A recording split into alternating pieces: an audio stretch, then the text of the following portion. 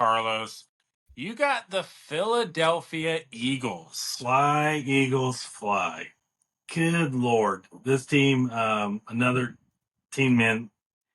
I'm not sure how they ended up with these two guys with the number 1 and 2 corner in the draft and Cooper DeJean falling into the second round still mind boggles me. And the guy was, I think, in the top 15 rated prospects on some boards. Like, I don't get it.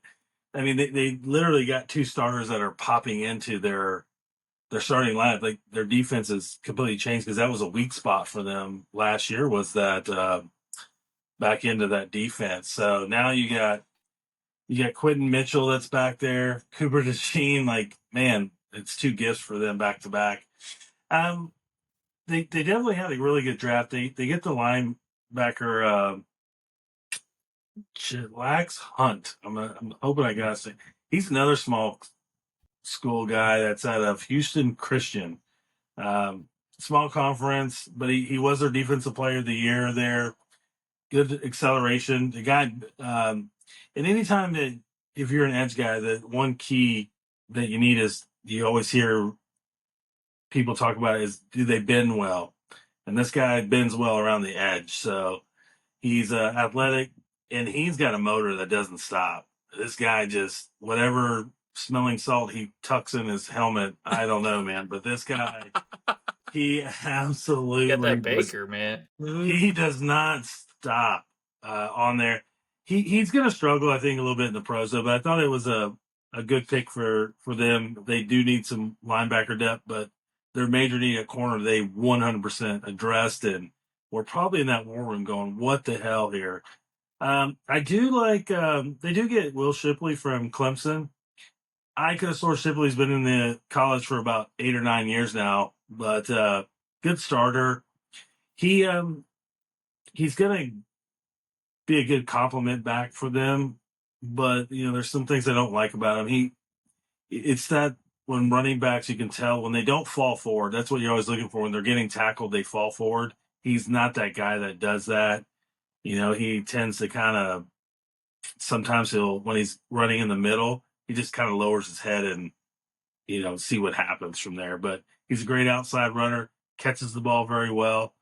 So that'll be something that I think that he'll fit nicely into their offense. But man, their first 2 picks they hit it out of the park with those corners. Man, it just changes their defense altogether, and I think puts them back in that Super Bowl talks again. That they're going to be one of those teams to reckon with out of the NFC. So I know that we talked about it pre-draft and a little bit on draft night with Cooper DeJean as far as cornerbacks go.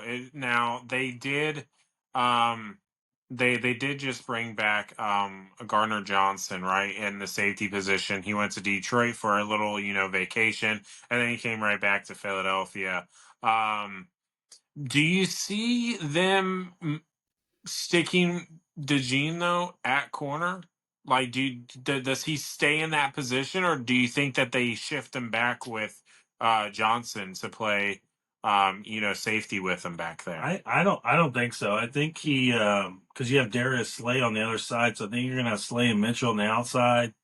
You got Gardner that's gonna play that middle. I think he's gonna be kind of like their nickel guy, depending on who they're week to week. But and he just provides a ton of depth if one of the other guys goes down. But I don't think he makes it. I think Mitchell and Slay have that pretty locked down. But Okay. I think he's back in the kind of a slot. Could be like a hybrid type safety.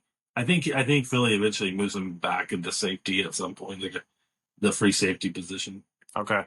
I think it depends on how they play it in the OTAs and in spring training, right? You got a lot of talent on the defense, especially a cornerback with the Eagles. He's also DeJean is also a returnman, so he's probably going to play a lot of special teams in the beginning and maybe some nickel, like Carlos was saying. And I could see how he could flex to safety very easily, but I want to give him the benefit of the doubt and actually playing cornerback.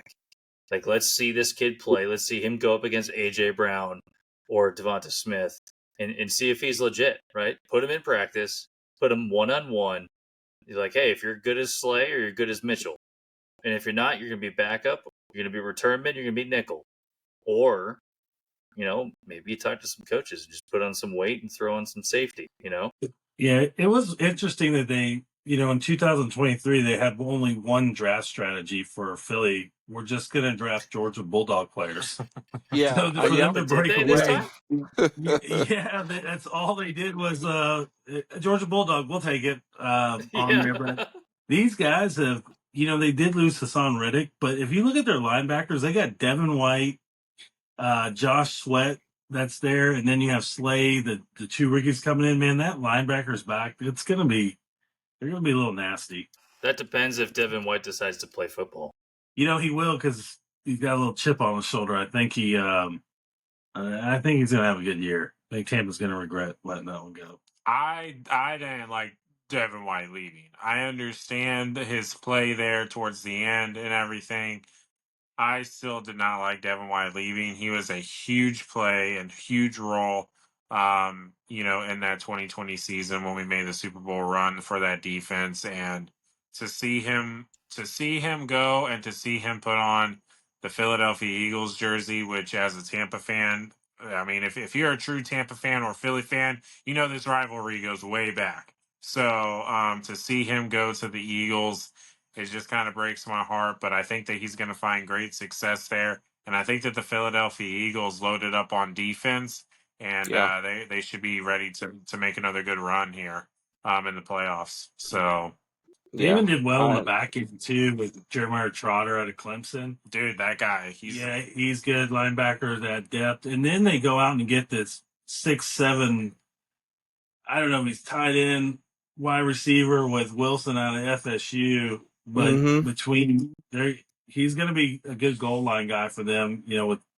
got Goddard, him.